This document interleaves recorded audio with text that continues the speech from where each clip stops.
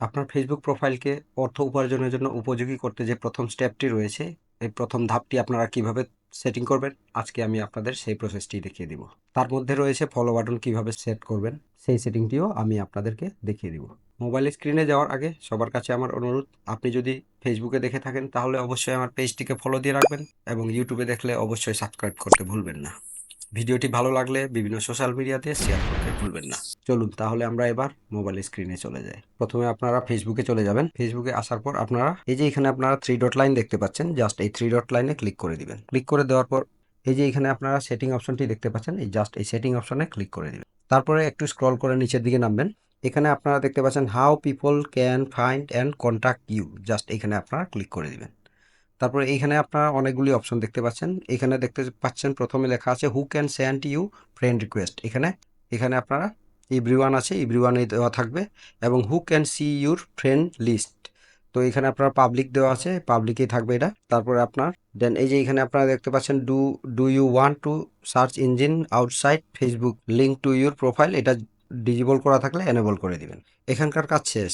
এখন আপনি আবার বেকে আসবেন।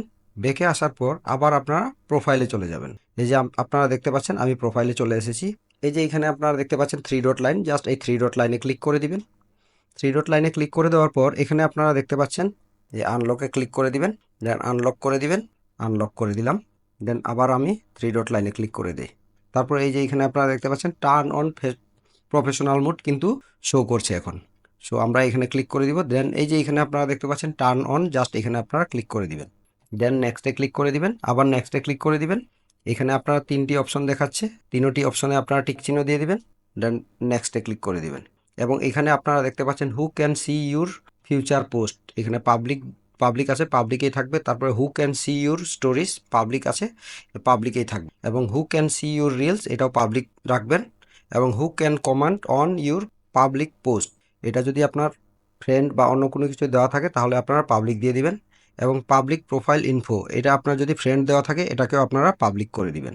দেন সব কিছু আপনার হয়ে গেলে তারপরে আপনারা এখানে ডানে ক্লিক করে দিবেন। ডানে ক্লিক করে দেওয়ার পরে নেক্সটে ক্লিক করে দিবেন। আবার নেক্সটে ক্লিক করে দিবেন। দেন নেক্সটে ক্লিক করে দিবেন, গো টু প্রফেশনাল মোড।